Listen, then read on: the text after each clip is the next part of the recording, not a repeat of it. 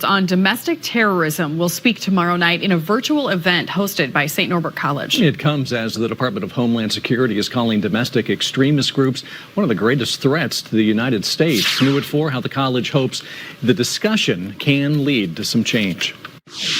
According to St. Norbert College professor Wendy Scattergood, who's taught a class on extremism for more than a decade, radical extremism is active and real in this country.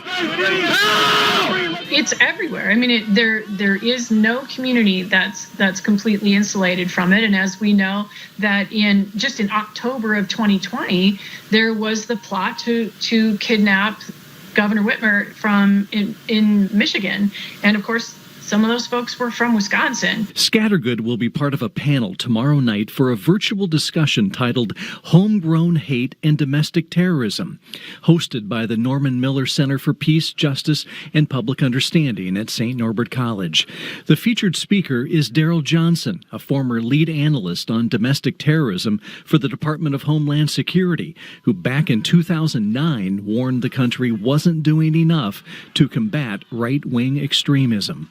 His report was politically controversial, enough so that it was ultimately pulled. And as a result, the government started doing even less. And in the decades since, we saw those movements proliferate. We saw them multiply online. We've seen them become increasingly dangerous. And now we've seen it in attempted insurrection at the U.S. Capitol. St. Norbert College hopes tomorrow night's discussion, which is open to the public, will help build understanding at a time extremist activity in the U.S. is on more people's radar. We're coming to a sort of reckoning now that we may not have recognized. I don't know that this particular era is that much bigger or more dangerous in that sense than previous eras have been.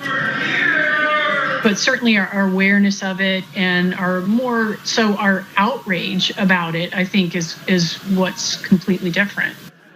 And for more information on tomorrow night's event and how to take part, just go to WBAY.com and click on this story.